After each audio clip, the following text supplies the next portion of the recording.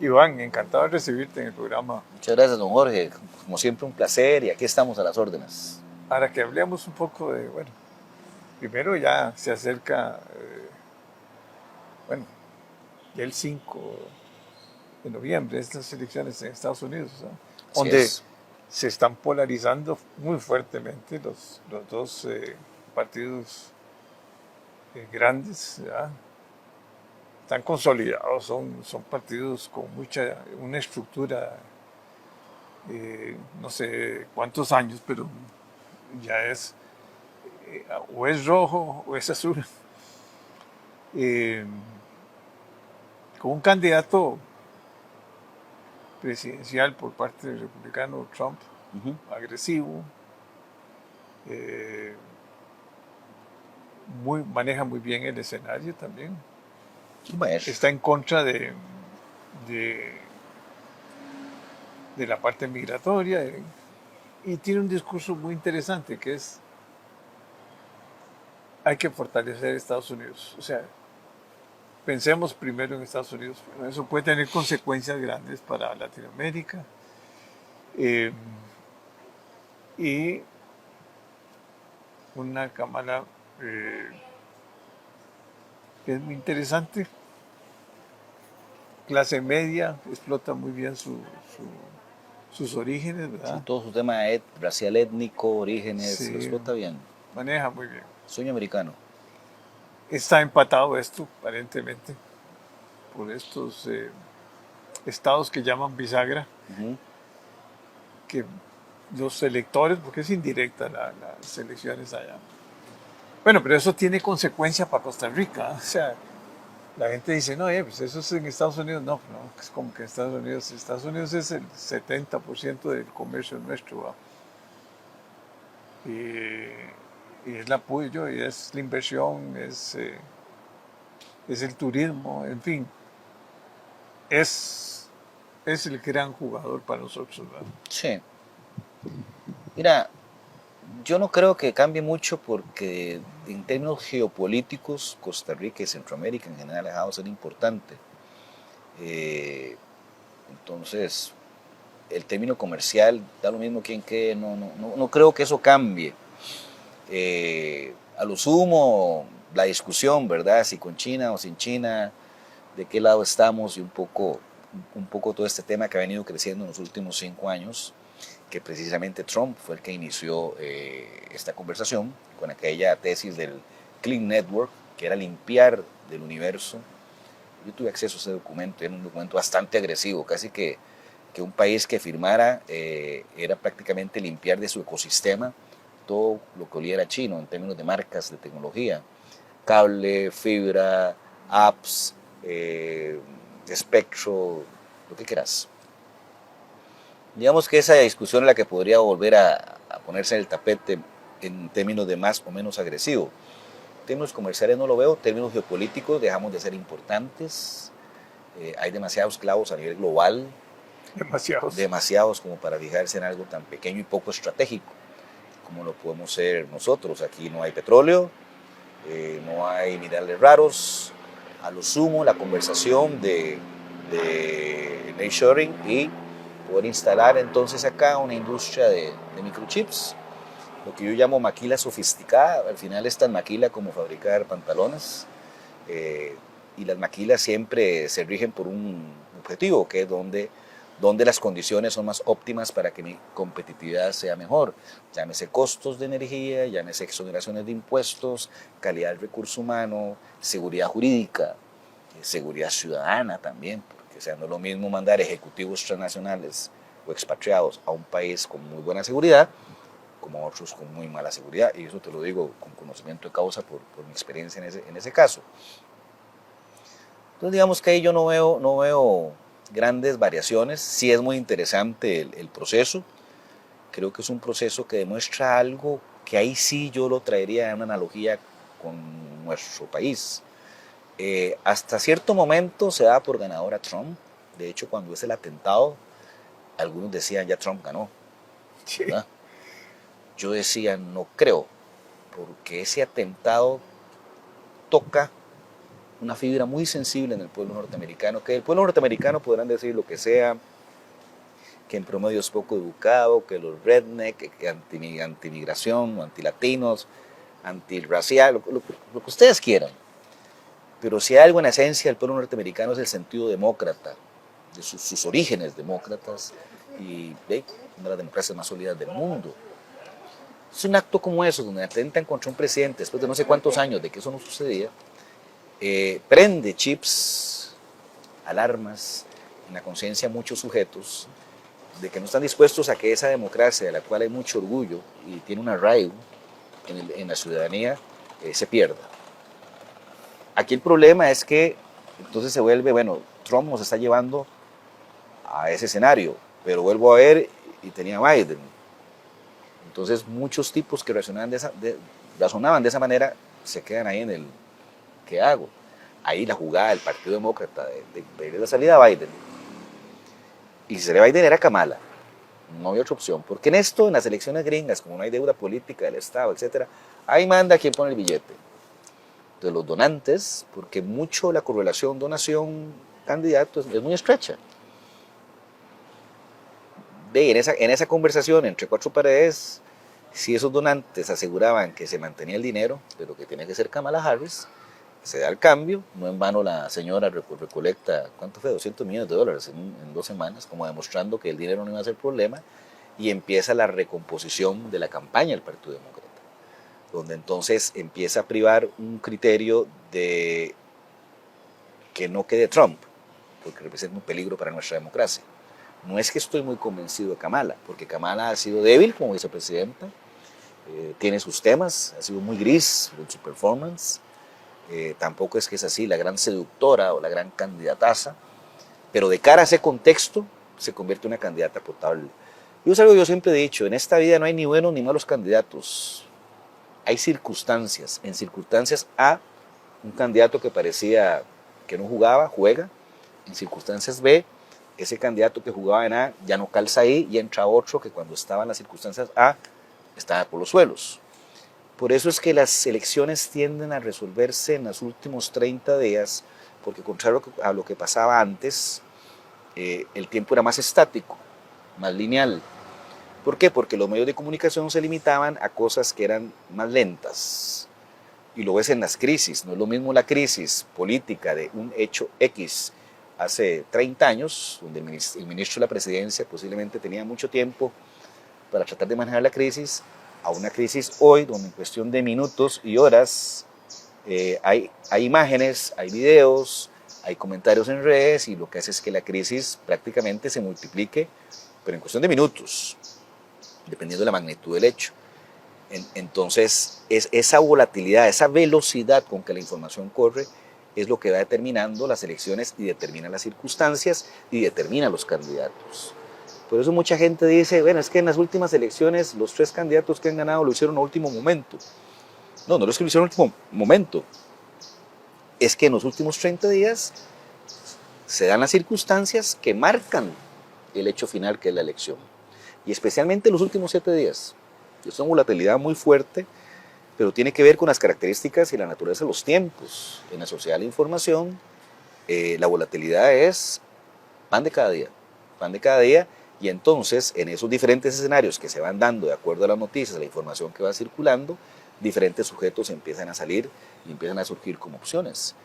Yo recuerdo en esta última elección que Rodrigo Chávez tenía un grupito ahí fuerte entre noviembre y diciembre que lo ponía entre el 8 y el 10, y después de que se dio Diamante, que creo que fue en noviembre, tal vez estoy corriendo un poco antes en el tiempo, creo que Diamante fue en octubre, no, noviembre.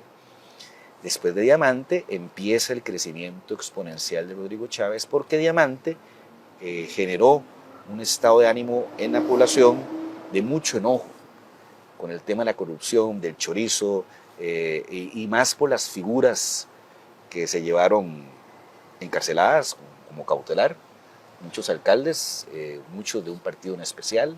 Y entonces ese hecho simbólico refuerza algunas cosas dentro de la población, que crea circunstancias diferentes, y entonces un candidato como Fabricio Alvarado, que se apalancaba en la credibilidad y confianza, que era un apalancamiento correcto porque credibilidad y confianza es lo que no había sobre José María Figueres. O sea, Fabricio Alvarado nunca iba a competir en el campo de la experiencia y el conocimiento, que eran los atributos fuertes de José María. Había que llevarse el juego a la credibilidad y confianza. Por eso Linet resultaba incómoda, porque era un invitado, era un recién llegado no invitado, una señora como una mamá que también transmitía credibilidad y confianza. Pero esas circunstancias cambian totalmente a partir de Diamante y empieza a crearse un ambiente en el cual ya no es credibilidad y confianza ni capacidad de experiencia, lo que queremos es mano dura. Alguien que venga a arreglar esto. Y ese discurso disruptivo ya se habían dado ciertos síntomas con la candidatura de Juan Diego Castro en el 2018, que logró obtener 9% de la votación y 4 diputados. Digamos que ya para esta elección se duplicó, porque Chávez logró 17 punto algo por ciento, y ya no fueron 4 diputados, fueron 10. Se duplica. Y eso se ha visto en otros mercados como ese crecimiento exponencial del antisistema por el estado de enojo de la población es la constante. ¿A dónde quería llegar? En la similitud con la elección norteamericana. Que ese antisistema tiene un límite. Tiene un límite porque los países, así como las personas, tienen memoria histórica, un ADN natural. Esto no es Guatemala, que es un ADN de conflictos, ni que se diga El Salvador, ni que se diga Honduras, el mismo México, el tema de la corrupción. El ADN nuestro, construido en los últimos 75 años, y todavía antes, me atrevo a decir, exceptuando el lunar de los Tinoco, es un ADN demócrata. Es un ADN de cero conflictos. Es un ADN de diálogo, especialmente después del 48. Entonces, cuando alguien empieza a darle balazos o a torpedear ese ADN en afán de crear un ambiente de conflicto en el cual mi discurso y mi racional es el correcto, como que la historia empieza de aquí para adelante, y en el cual la versión de esa historia es aquí todo está mal, era una dictadura perfecta, los tenían engañados y lo que han hecho es ordeñar el país para beneficio propio. Eso no es cierto. Si eso fuera cierto, yo no estaría sentado aquí. Todo lo contrario. Ese proceso, esa estructura, ese modelo, lo que construyó fue uno de los países con la mayor movilidad, si no diría el más. Habría que chequear los números de Argentina y Uruguay, porque Chile no tiene eso, de mayor movilidad social, que la movilidad social es el principio de la equidad.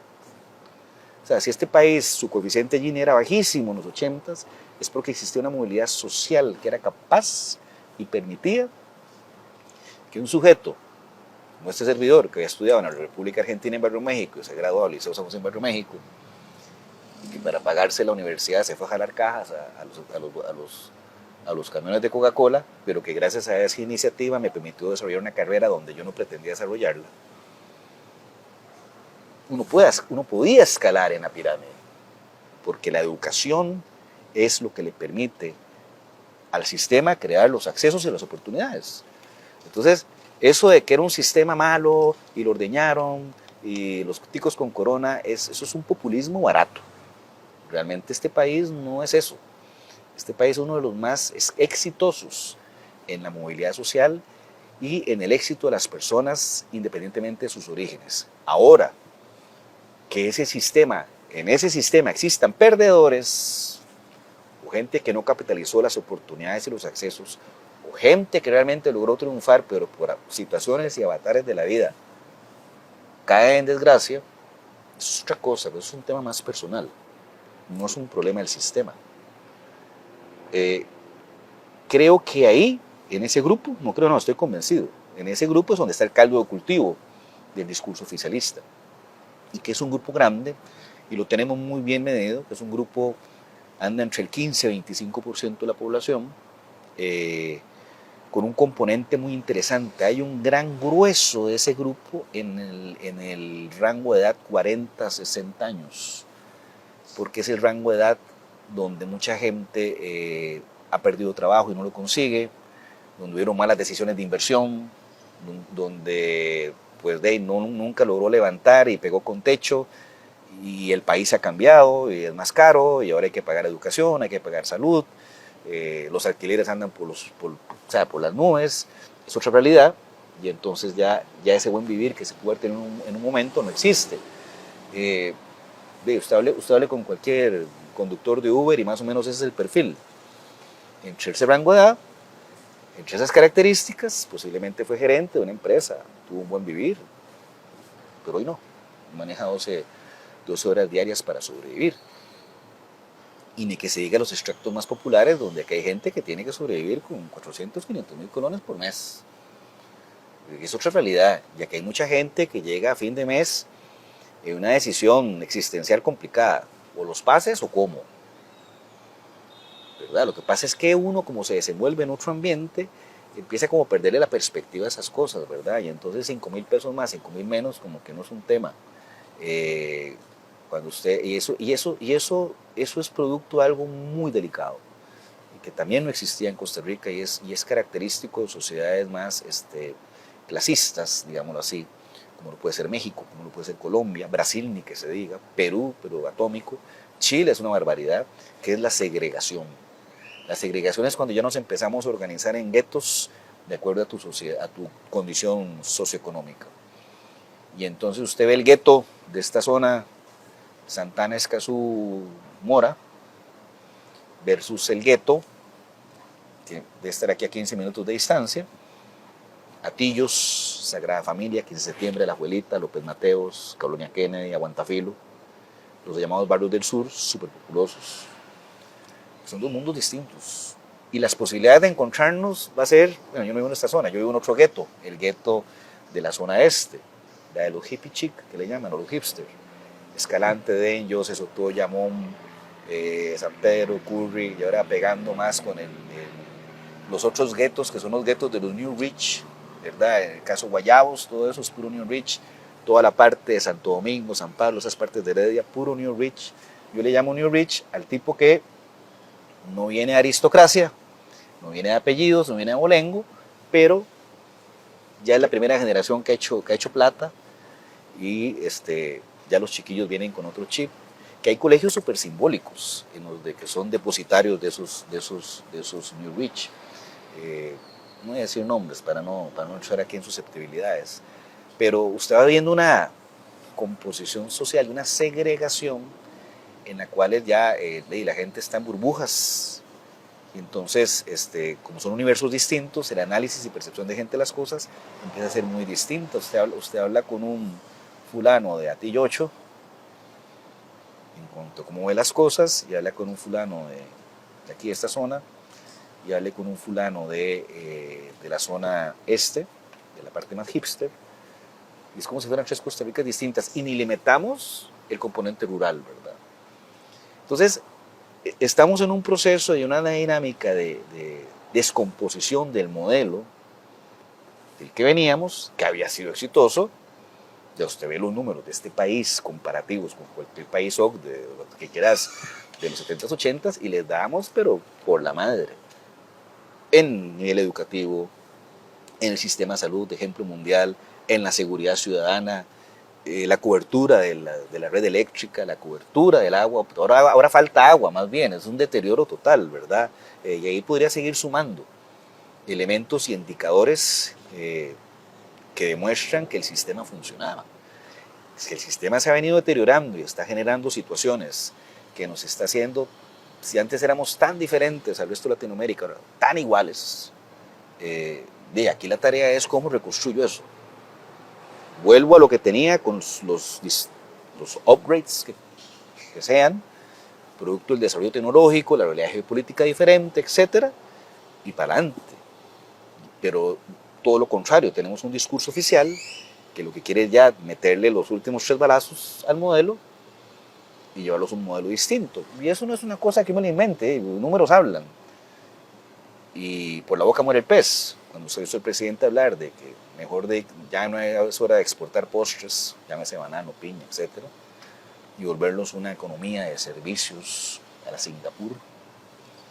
Cuando usted oye a Brunner decir de que si el tipo de cambio les afecta mucho, que se dediquen a otra cosa, como si mi amigo Alfredo Bolio pudiera agarrar todos los terrenos de piña y reconvertirlos a, no sé.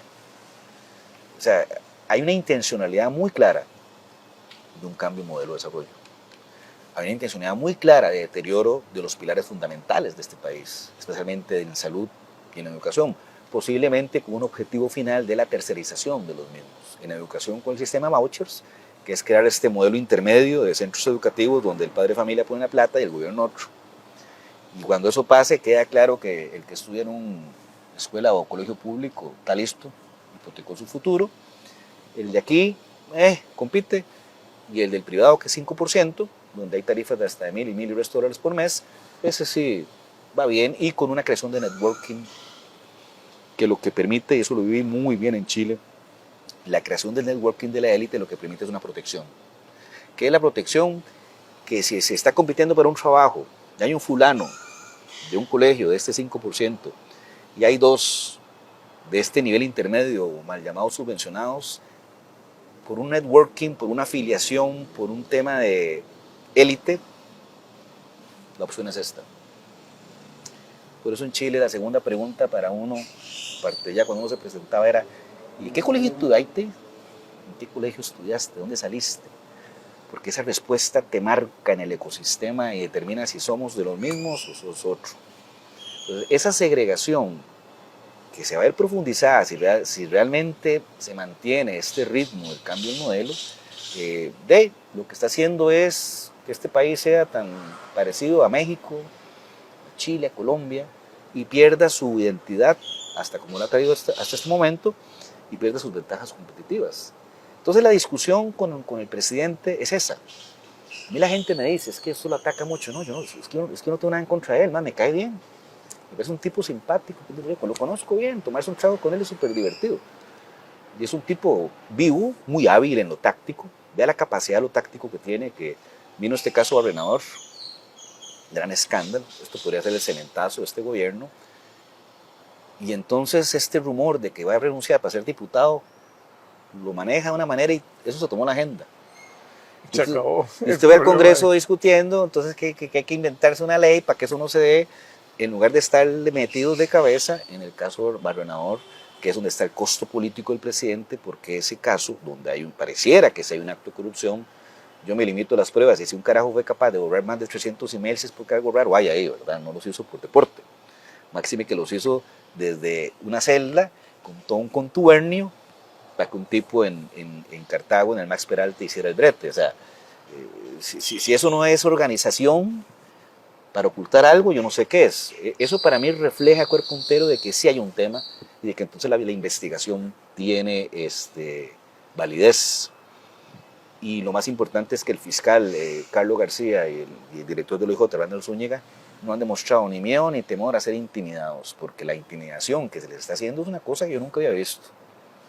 No. O sea, la semana pasada al fiscal le mandaron un cuentico ahí de que era socio de una sociedad de papel, lo cual eso sí, desde que yo tengo memoria histórica, eso es una práctica total, ¿verdad? Porque a la hora de crear sociedades espejo y otras sociedades para hacer movimientos de dinero, etcétera, mucho para los temas de ilusión, es que la gente se lo dice, la ilusión es legal.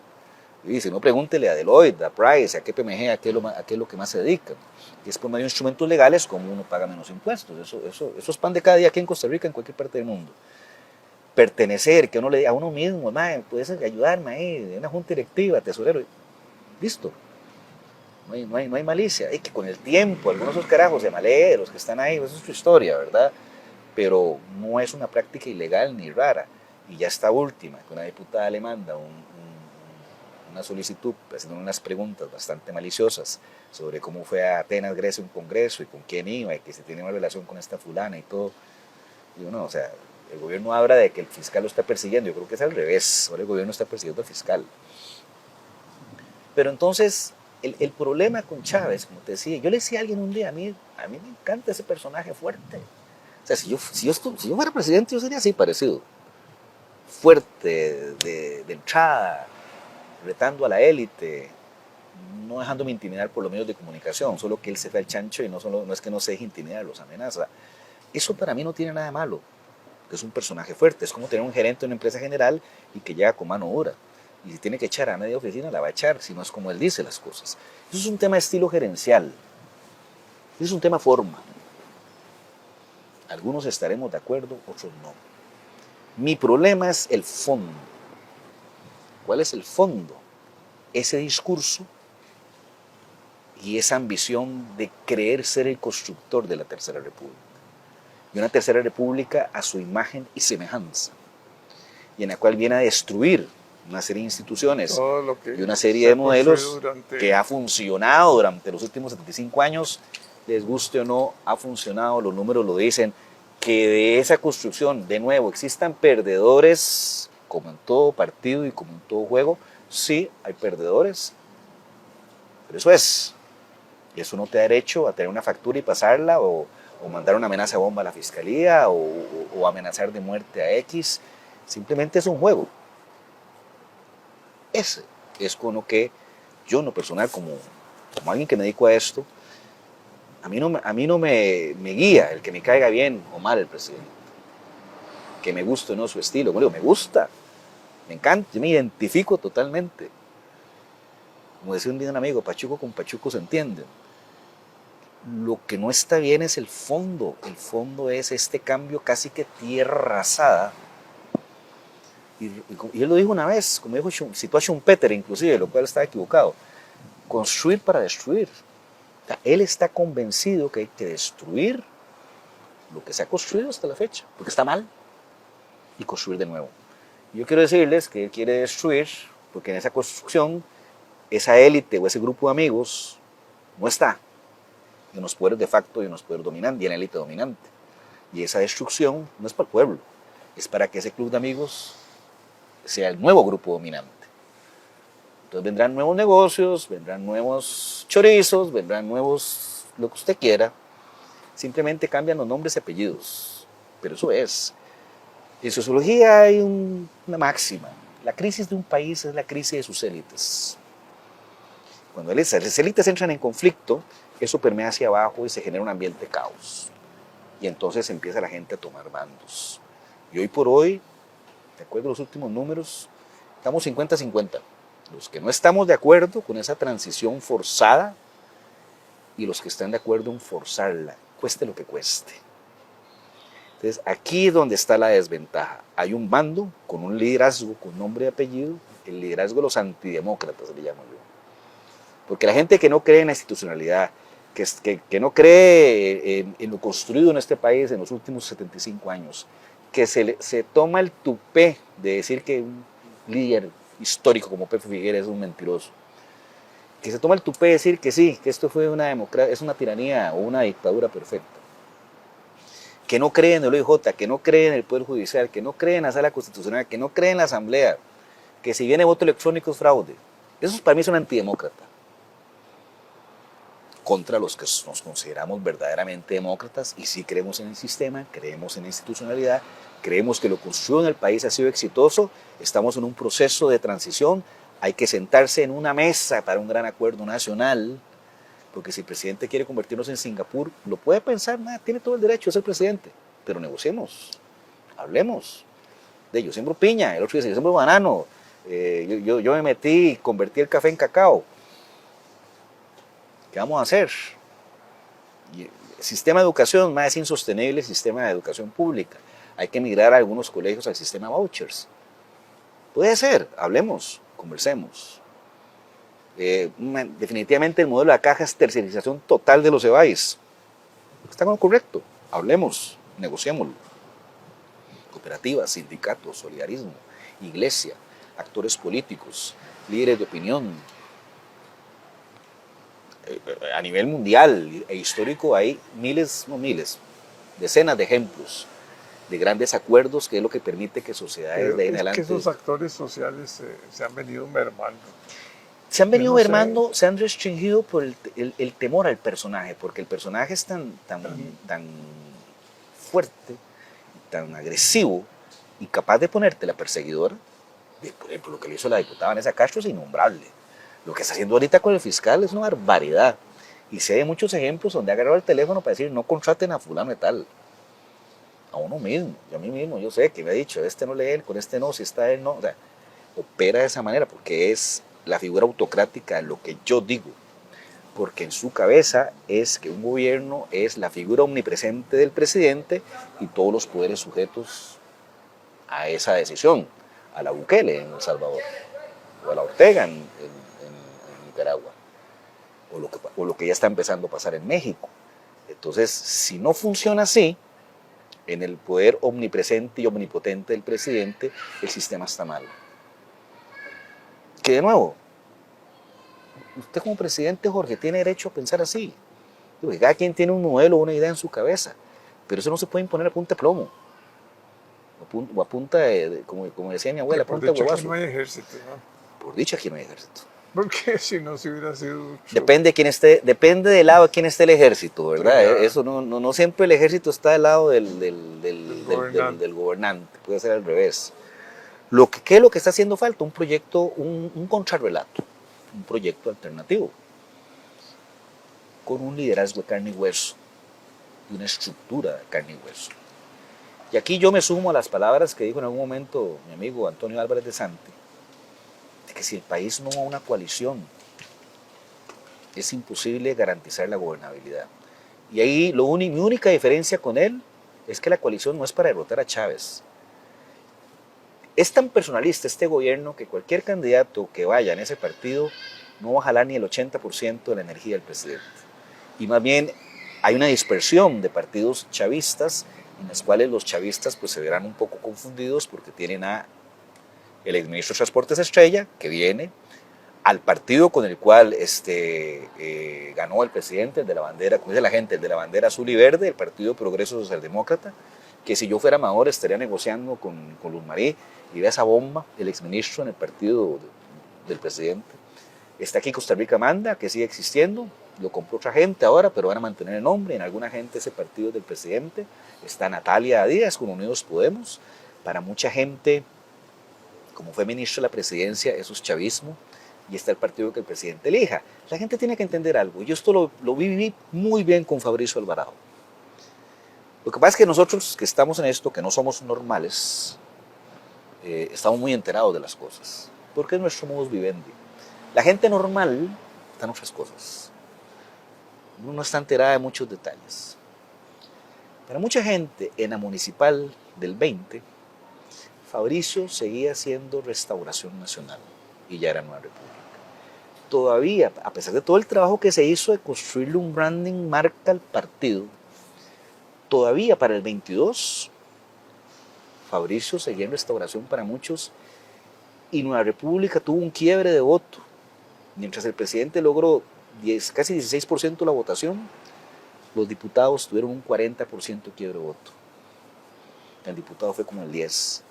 Ve la relación tan ambivalente que el Frente Amplio sacó casi que la mitad de lo que sacó Fabricio en presidencial, Villalta, y en diputados quedaron casi iguales. Ellos sacaron 6, Nueva República 7. ¿Por qué? Porque construir una marca partido no es de la noche a la mañana. Es todo un proceso. Y entonces, como esa construcción de partido ya no fue, estamos en octubre ya se fue, y viene diciembre, ¿verdad? Entonces, ya esa construcción no fue. El dilema de un simpatizante chavista de cuál es el partido del presidente va a ser complicado. Por ahí alguien me decía, bueno, va a ser muy fácil, van a hacerlo de la campaña anterior, quien sea el candidato del presidente, si es Laura Fernández o quien sea, va a salir en todas las fotos con Pilar, porque Pilar no tiene beligerancia política como diputada.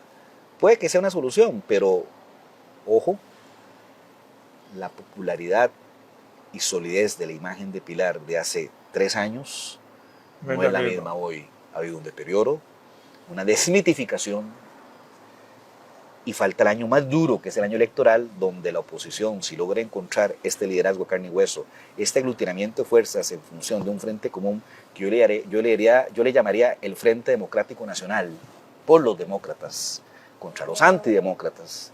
Y si eso toma fuerza, y el desgaste es mayor, y Barrenador toma fuerza, y salen otros casos por ahí, créanme que de aquí a un año, porque entiendan, la popularidad no es lineal, eso no existe, es volátil, está sujeta a los hechos externos, y muchos de ellos no son controlables. Si sigue este desmadre en Medio Oriente, se va a disparar el petróleo, Y eso tiene un efecto, o sea, las crisis de este país están correlacionadas totalmente con las crisis mundiales de petróleo. Y el precio del dólar metido ahí en el ¿cómo se llama? En el En la saco, ecuación. en la ecuación. Entonces, no es lineal porque hay variables internas y externas que quiebran esa linealidad. Por eso es demasiado temprano para pensar en elecciones. Como oposición hay que construir las circunstancias. Y yo creo que la gente que yo me declaro de oposición y me declaro con una cuota de liderazgo dentro de la oposición. Hay que construir las circunstancias para que las circunstancias de hoy, de este gobierno, no sean las mismas dentro de un año. Y entonces el campo de juego esté nivelado. Hablan de candidaturas. Para mí hay 15 hoy. Hay 5 nombres con partido político. El IFEINSEC PLP, Fabricio Alvarado Nueva República, Natalia Díaz Unidos Podemos, Fernando Zamora el PNG, Claudio Alpizar, Partido Esperanza. Esos están con nombre y partido. Hay 4 candidatos en busca de partido. Álvaro Ramos, José Aguilar, Gerardo Corrales y Amador, que no le funcionó la tetrilla ahí, el juego de chapas que quería hacer el PUS. Digamos 9. ¿Quién, perdón, el último? Amador. No. Hay 2 partidos fuertes, sólidos, que no se ha escuchado candidato.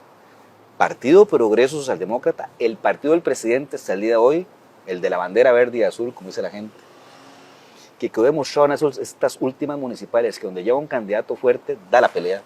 Lo vi en Coronado, lo vi en Guadalupe, lo vi en Tibás, lo vi en Alajuela. El mismo San José no le fue tan mal. Llevamos 11. Y 4 partidos que necesitan de procesos internos para definir a su candidato.